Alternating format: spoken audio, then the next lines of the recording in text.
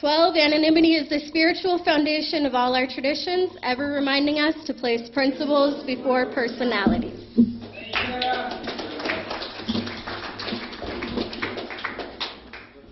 Thank you, Chair. Tonight, our main speaker is Leah. Please help me welcome Leah.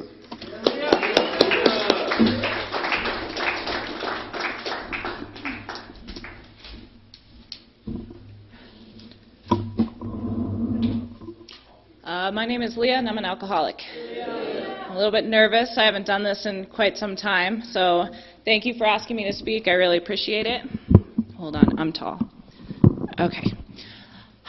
So I'm just going to start at the beginning. I was born and raised in a really small town in Colorado, so if you think Prescott is small, Glenwood is way smaller. It's only about a quarter of the size of Prescott. And when I was growing up, I'm also an only child. And so I lived a very isolated, quiet life in this small town. My parents, they did the best they could do, but my parents had issues, of course, like we all do. My dad was kind of emotionally distant. He had a lot of issues. He was born cross-eyed really bad, and so he was tortured when he was younger. So he has a very healthy hatred for all living humans. And my mom is kind of a manic depressive type, and so I thought that was normal. I didn't have anything else to relate to. Every night we went and watched our own separate TVs. Everything was just very distant, and so I thought that that was what life was supposed to feel like. That was what was normal for me. I honestly believe I was born an alcoholic. I always felt different. So there was like a bunch of little girls in the neighborhood that would all hang out together, and I would hang out with them, but I didn't feel like I was one of them. I didn't feel like I fit in. I didn't feel like I was part of the joke. I just felt like an alien on this planet, and I was young. I was like 5, and I felt this way. So my first solution in this life was school, right? If I could just be the best at school, if I could just be the smartest and brightest and do all of these things, then I would be okay. That was what made me feel kind of okay in this life. And I would sit on the playground and read books because I am awkward. I've been super tall forever. I don't play sports. And so I didn't really get into the team spirit with people. And that's like the first 15, 14 years of my life was just boring, really. I didn't do anything. I didn't even know all of the areas of Glenwood because I just never really paid attention when my mom drove me around, and I just never cared to know. So that's when I met, well, first, I did want to drink.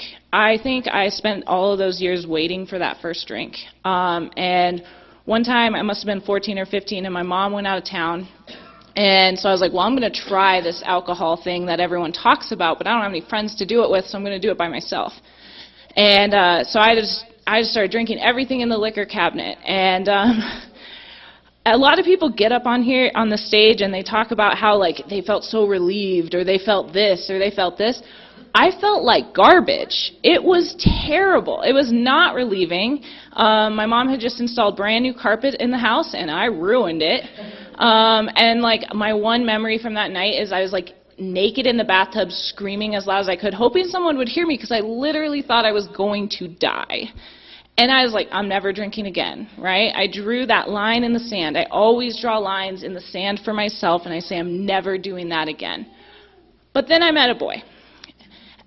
So my first boyfriend, he was like everything I wanted to be, right? He drove a Jeep, he had friends, he was cool, and I went to the movies with him on our first date, and he handed me a flask, and damn straight I'm going to drink out of that flask because I want you to like me, and I want to fit in.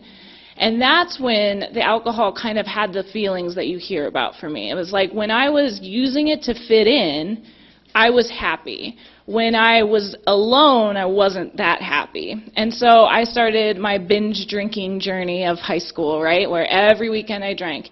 Now, this group of people I was hanging out with, they loved weed. They loved it, and they smoked it all the time. And I was like, nope, I will not do drugs, right, line in the sand. I will not do it. And then over time, I was like, well, it shouldn't be that bad. And I talked to my mom about it, actually. And my mom's like, yeah, you shouldn't do it. It like makes your eyes red. That was like her one excuse of why I should not smoke weed. And I was like, that's a terrible excuse. I'm going to try it. And I did. And that's the relief that I needed. I smoked weed every day for 8 years after I tried it because I could not live life without a substance in my body. And that was the first sign of it when I was like 15. So I dated this guy for about a year. Tried any natural substances, right? If it grew out of the ground, I was fine with it. And it was fun. It was like the party life, and I had a great time. But I'm kind of an asshole, and I don't get along with people very well. And so this guy kind of got sick of me, and he broke up with me. And he took all his friends with him, right? And I'm a chameleon. And so I have turned into him, right? So now I wear band t-shirts and Chucks, and I love Jeeps. I still love Jeeps. That stuck. But I just could not be my own person. But I had connections. And so I always say there's two Leahs in my high school. There was the cool Leah and the beautiful Leah. And I have been 5'10" since I was 12, so I was not the beautiful Leah. I was the gawky, awkward Leah, but I was cool, right? I knew where all the parties were. I knew where to get stuff.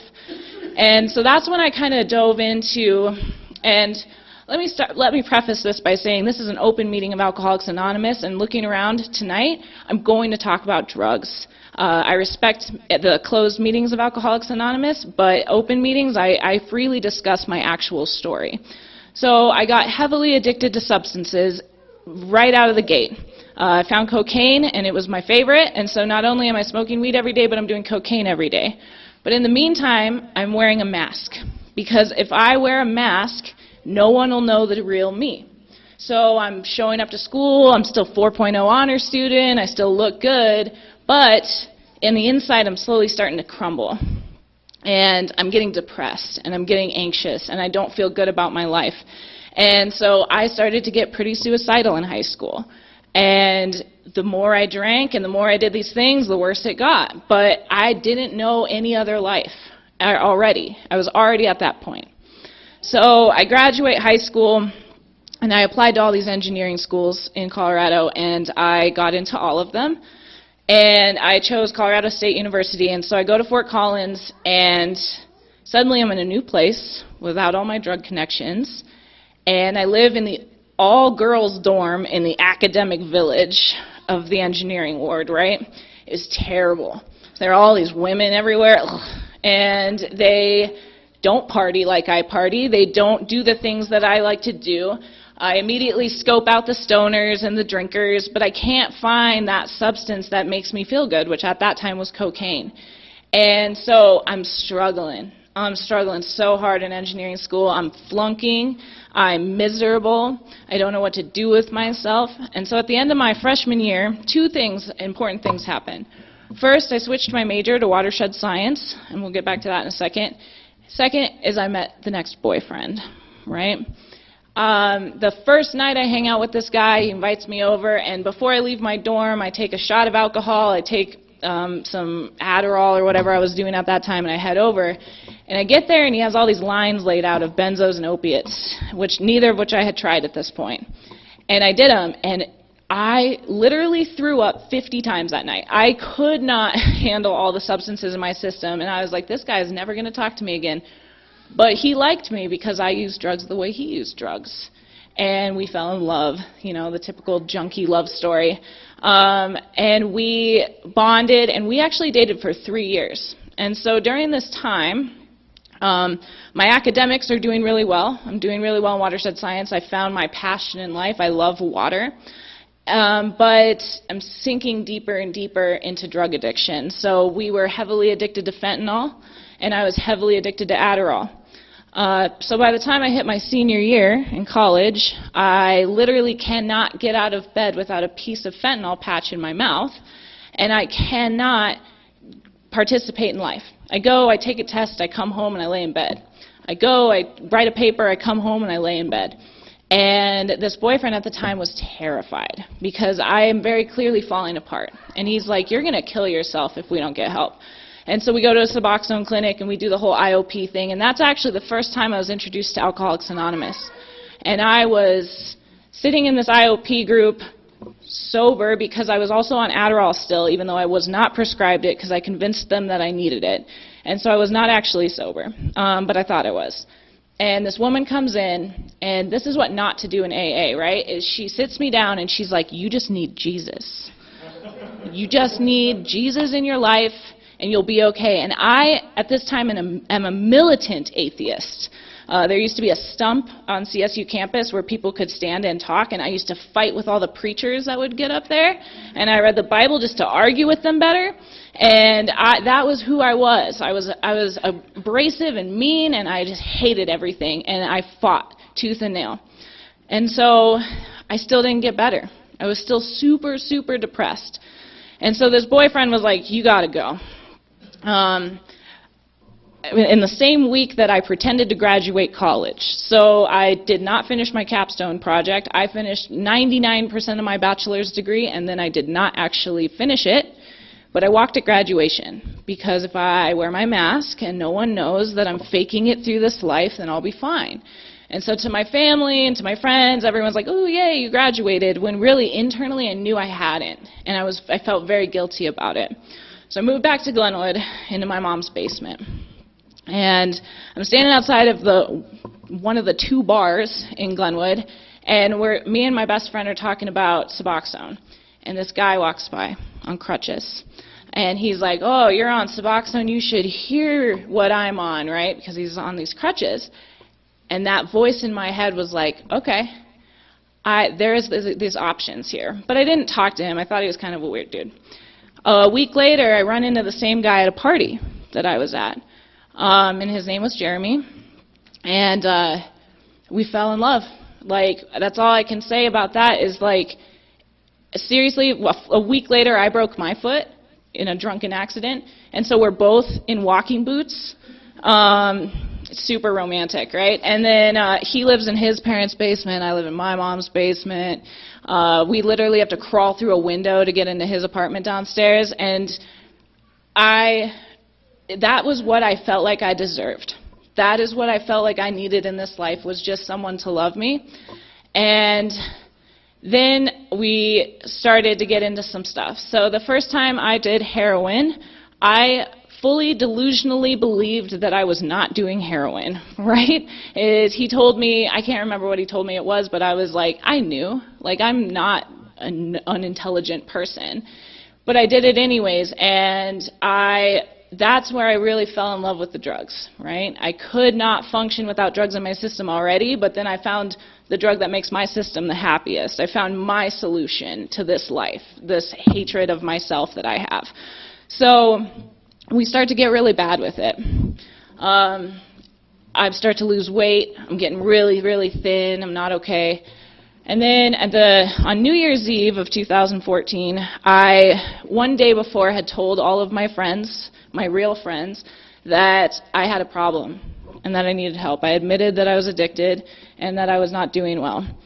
They were like, sit down, like, we're going to try to get you into treatment, we're going to do something. And the thought of sobriety scared me so bad that I jumped a back fence and I ran to Jeremy's house, because the thought of being sober was even worse than the misery that I was in that point in time. The next night, the same friends got robbed for $35,000 worth of materials out of their home. Guess who looks super guilty, right? I had just told them I was having all these problems, and then they get robbed. And so the police pull me in, and they're like, well, we know you did it. And I was like, well, actually, I was really busy. I was nodding out all night. I was not there. But they asked me, what was in the house that you think got stolen? These are my friends. I know what was in that house that got stolen, and my dumb ass tells them. And so then the cop tries to make up some story about me selling diamonds in a pawn shop. I don't know. It got really ridiculous. And at one point, I looked this cop in the face, and I said, I have a problem. I'm addicted, and I don't know what to do. Please help me. And he looked at me in the face, and he said, you're a junkie, and no one will ever care about you. And I realized that confirmed what I had always thought, right? I had never respected myself. I had never approved of myself. And so when this cop told me this, I was like, you know what, you're right. So I didn't get charged, because I didn't do it, but I didn't get charged, But I got charged in the public eye, you could say. So Glenwood is small, everyone knows everybody, and so I started to walk into the bars, and everyone would turn and glare at me because they all knew that I was like the girl with the problem or the thief or the whatever label I had that month, right? And so Jeremy and I started to really isolate. I'd love to tell you about 2014, but I don't remember most of it. I got heavily into benzos, and then at one point I was super dope sick and I thought meth would help. It didn't. And then I was addicted to meth and heroin. I can tell you that I was working 3 jobs to support our drug habit. Jeremy could never keep a job. And one night I'm filling out applications on Craigslist and I come across this one that says assistant to a dispensary owner, because this is Colorado, this is what we do. And I'm like, I can do that. I don't even really smoke weed anymore because I've upgraded. And so why don't I apply for this? Well, in this 3-week meth binge of mine in which I did not sleep and I didn't really function very well, I somehow interviewed with this man.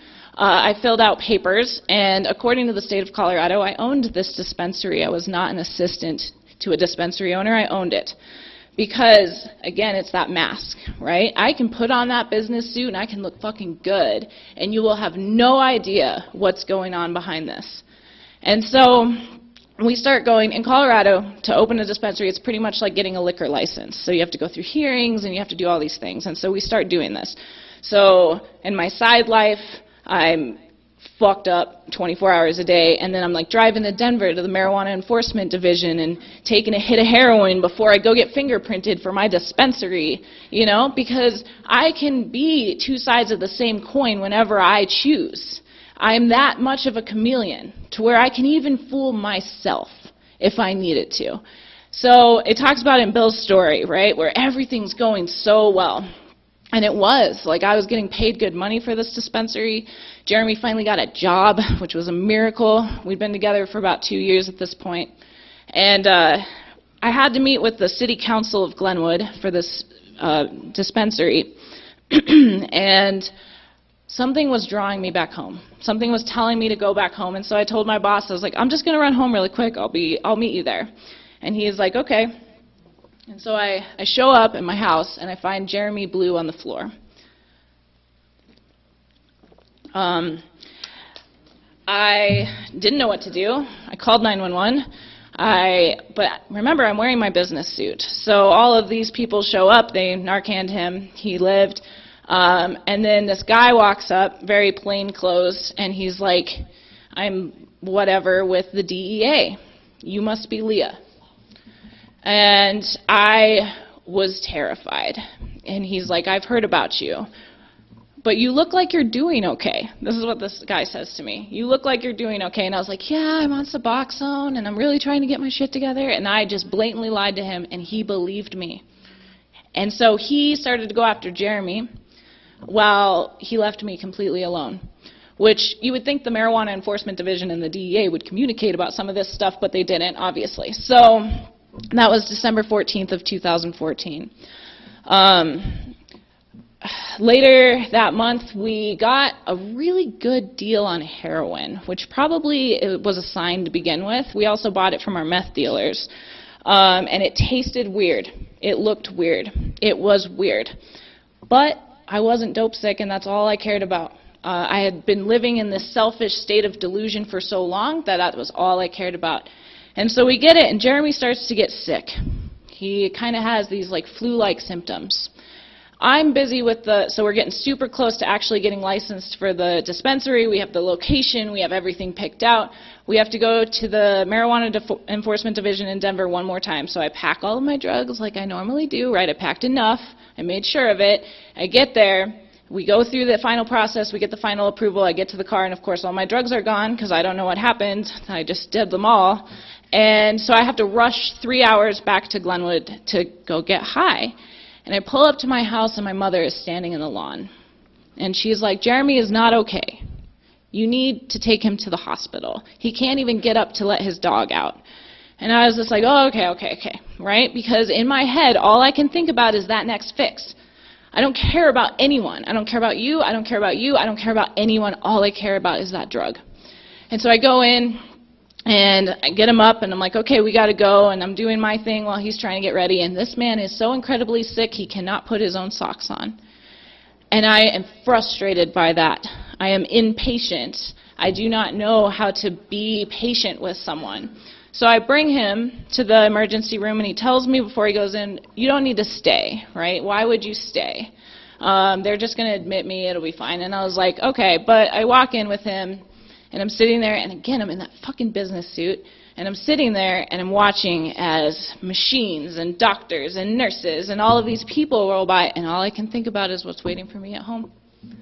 And so at one point he looks over at me, and he has this breathing apparatus in his mouth, and he kind of like did that like wave, like, what are you still doing here? And I was like, what am I still doing here? And I get up and I walk out, and I run into a nurse in the hallway, and she's like, where are you going? And I was like, he doesn't want me here. I'm leaving. And I left. And I went home and I did the rest of my drugs. The next day I wake up and I'm like, okay, I better figure out what's going on. And so I call the hospital, and the hospital is transferring me, and no one's really telling me. And then I finally get his dad on the phone.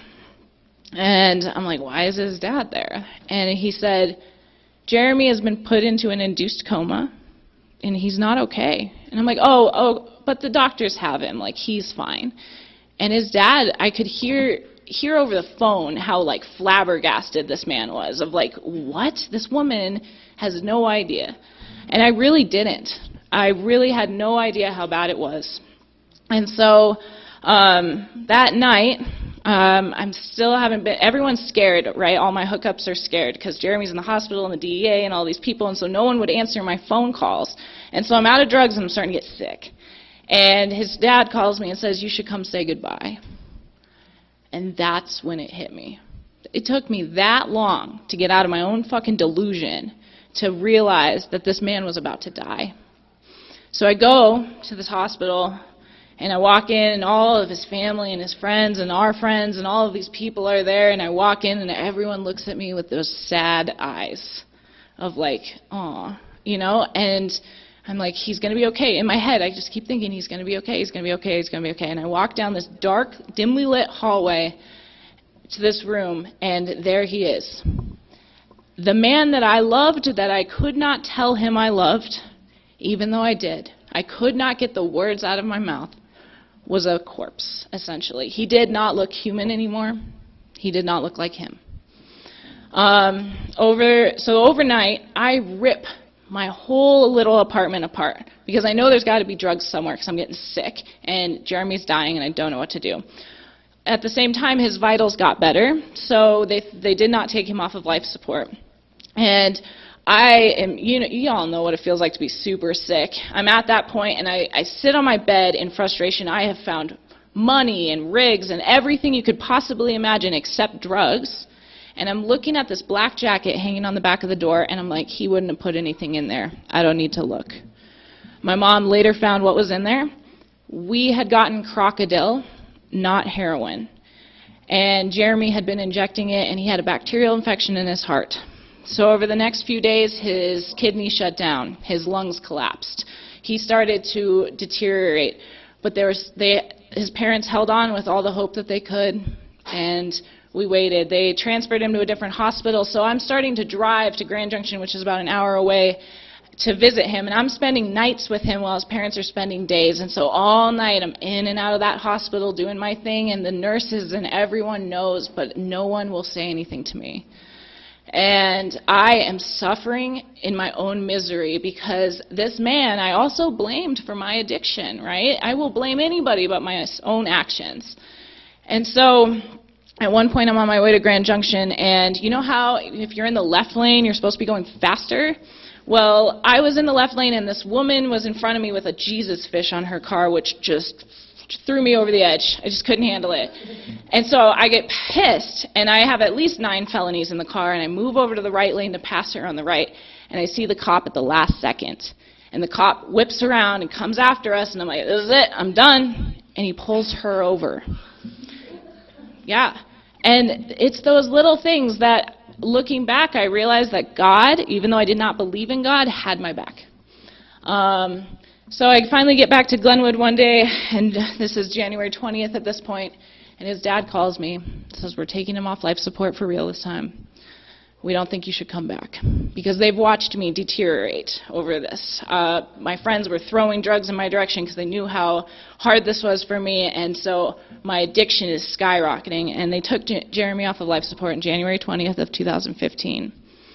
And I realized that I could either live or I could die.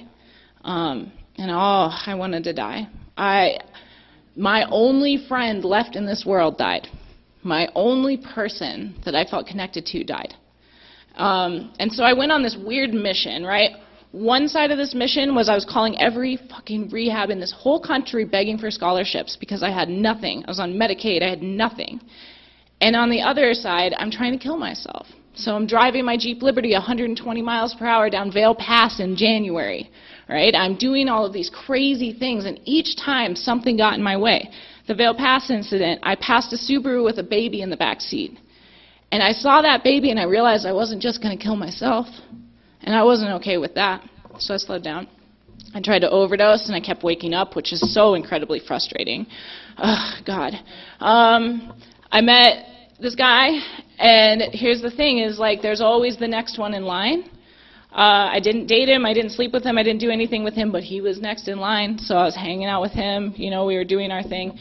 And I'm in this creepy shop in Denver at one point. I don't know how I got there, I don't know what I'm doing with my life, and a nonprofit from my own hometown called me and said, we'll put you in treatment if you want to go.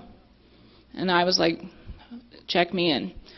So I checked in on January 27th of 2015, and my sobriety date is January 28th of 2015.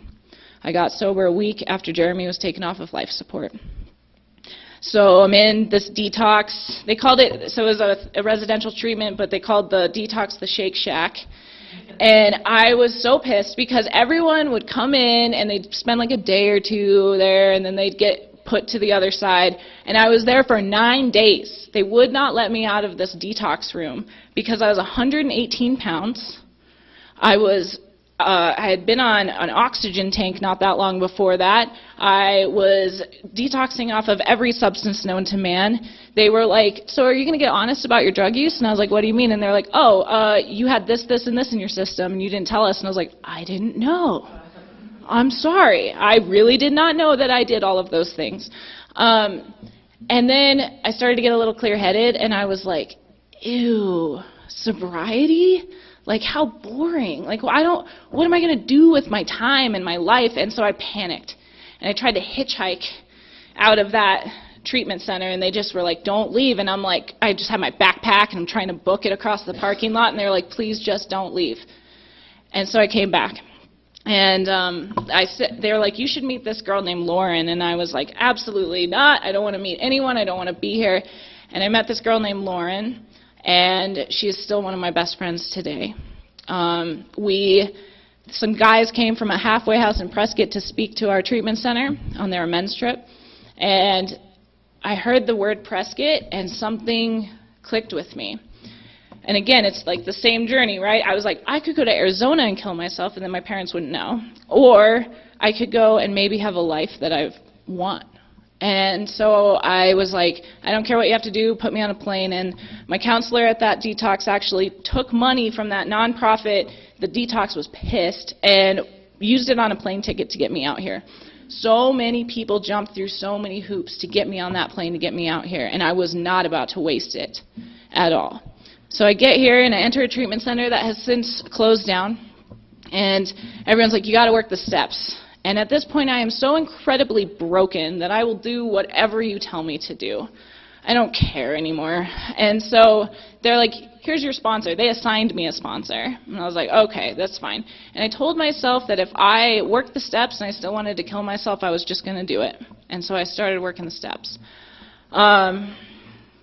Powerlessness and unmanageability. If my story does not represent that, I don't know what does. But I'm guessing if you're sitting in the seat, your story probably does too. You know, normal people don't do this, right? When given a choice of, blotting out our intolerable existence to the bitter end or choosing spiritual help, that's not usually a hard choice for people, but it's a hard choice for us. And so I became committed to at least give it a shot. So I get to step 2, and it's funny because that boyfriend in college, I had joked with him in the past. I was like, if I ever lose someone close to me to death, I'm either going to kill myself or become religious. And then I ended up in these rooms, and I was like, shit, I don't want to be religious though. I couldn't even say the word God without like getting all icky and weird. And so when I originally worked step 2, I had a belief of what I believed in. It was feminine, it was this. I had this big list of things that were for sure my higher power. Every time I have worked step 2 since then, I have known less about my higher power. And I really struggled with that at one point. I asked an old-timer in the community about it, and he was like, maybe your higher power is just finally big enough for you. Because I had always been needing to know everything. And I finally got a higher power that I had no idea what it was. I had no idea anything about it, but I knew 2 things. It felt better when I was outdoors, and I trusted it with everything in my power. And I was happy to turn my will and my life over to it, whatever it was. I didn't care anymore. So I worked through the 4th step, and I talked to my sponsees a lot about this. It's not just people, places, and things. It's ideas. For me, ideas were a big deal. You know, I had gone into a men's career choice, right? I always felt like I was treated differently because I was a woman.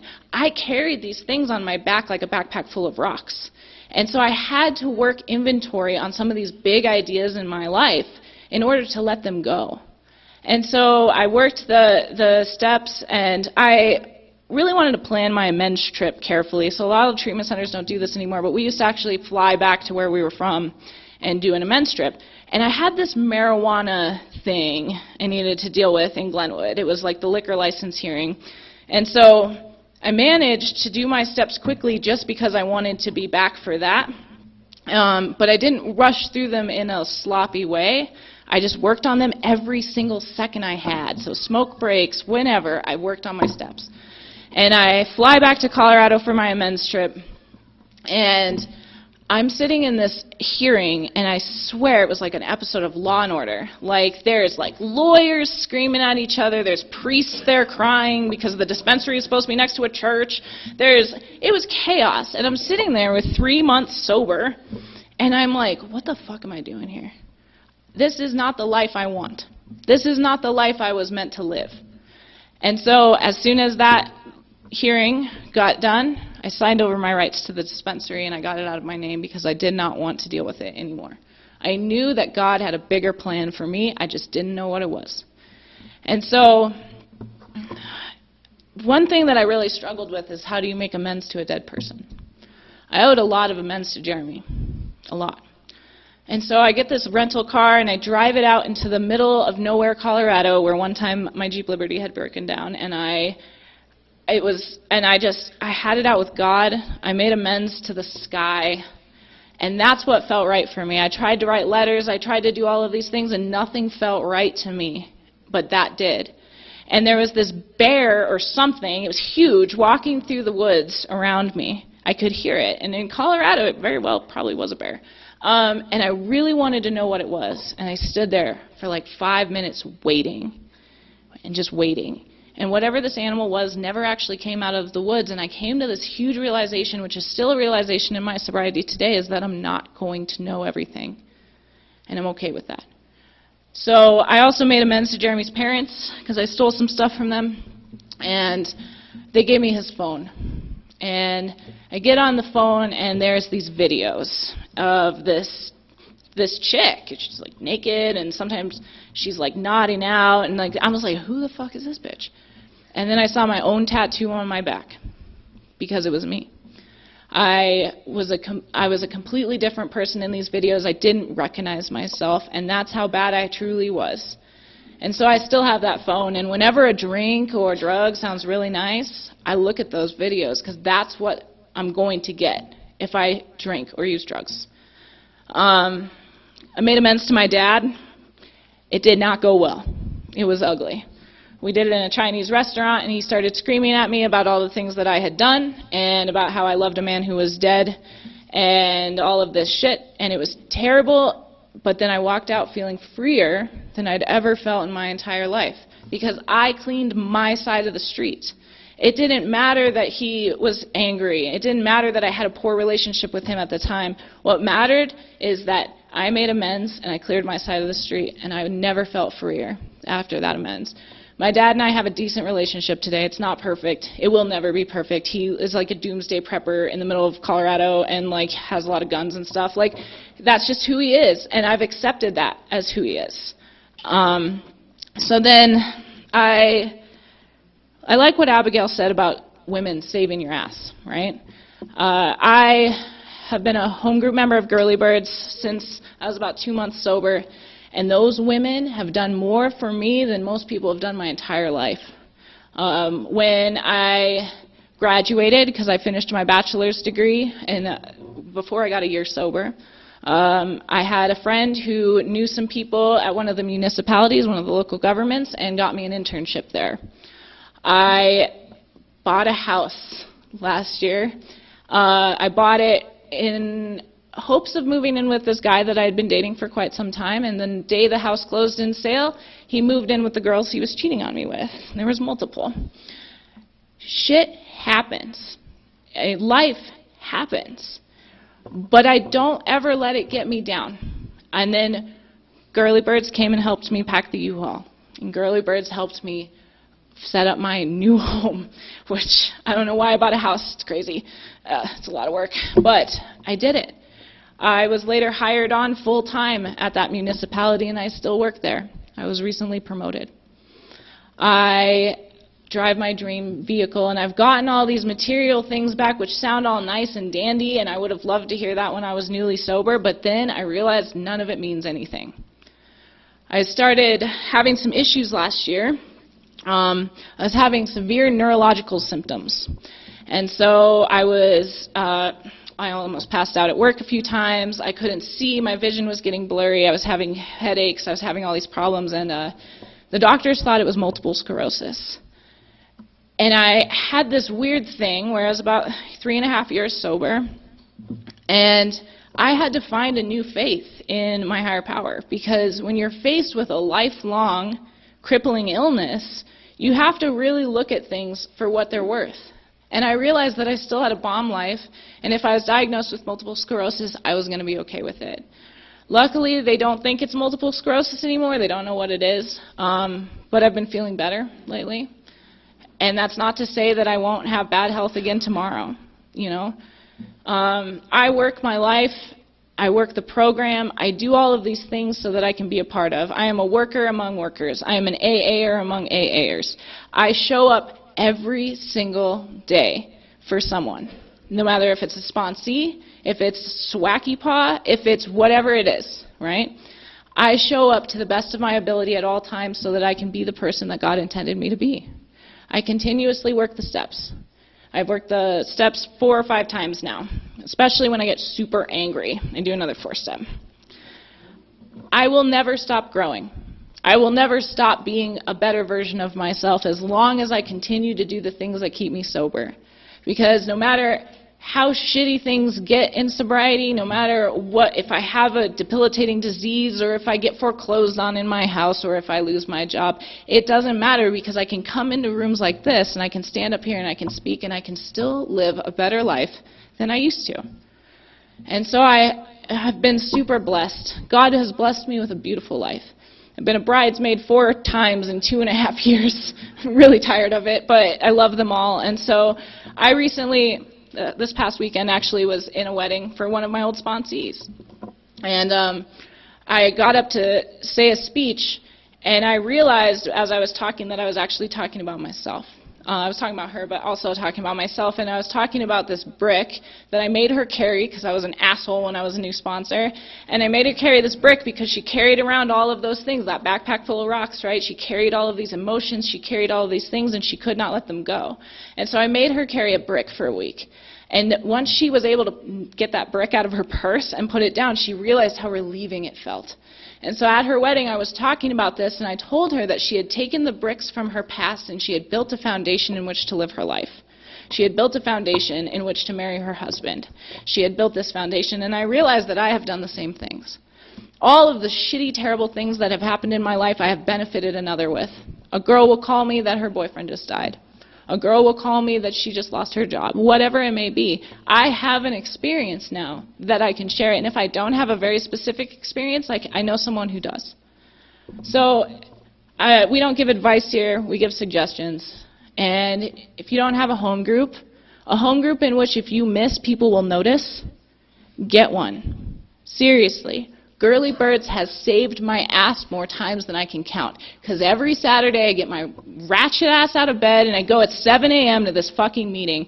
And I hate it because it's early, but I love it so much because I have built lifelong relationships with these people. And when I don't show up, when I accidentally go to Mexico and don't tell anyone, which has happened, I get so many phone calls.